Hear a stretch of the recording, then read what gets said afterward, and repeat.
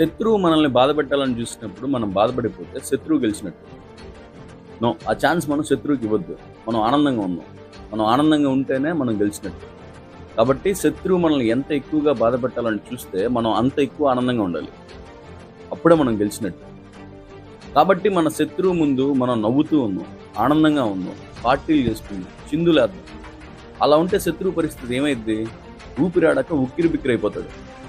Revenge తీర్చుకోలేక అరెరే ఇన్ని బాధ పెట్టలేకపోయానని ఏమీ చేయలేని నిస్సాయితీకి వెళ్ళిపోతాడు.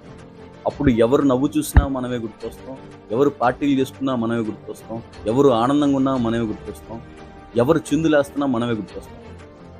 దీన్నే శత్రువుని బ్రతికున్న శవాన్ని చేయడం అంటే. మళ్ళీ వీళ్ళకి సపరేట్గా పిండం పెట్టాల్సిన అవసరం కూడా లేదు. ఇది కదా శత్రువు పైన అసలు సిసలైన రివెంజ్ తీర్చుకోవడం అంటే.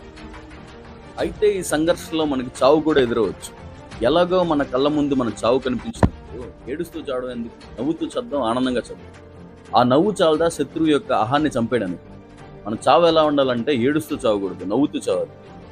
ఎగ్జాంపుల్కి చావా దురంధర్ లాంటి సినిమాల్లో హీరోలను చూడండి. విలన్లు హీరోల్ని వాళ్ళకి కావాల్సిన దానికోసం ఎంతలా టార్చర్ చేస్తారు. కానీ చివరికి ఏమీ చేయలేక వాళ్ళని చంపాలని చూస్తారు. కానీ హీరోలు మాత్రం విలన్ యొక్క అహం మీద కొడతారు. ఒకవేళ చావాల్సి వచ్చిన అభిమన్యుడిలా చావాలి.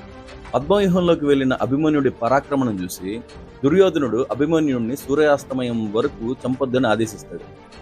సూర్యాస్తమయం వరకు అభిమన్యుడిని ఎంతలా టార్చర్ చేస్తున్నా తన ముఖంలో బాధ ఉండదు, భయం ఉండదు, బెదురుండదు, ఆనందం మాత్రమే ఉంటుంది.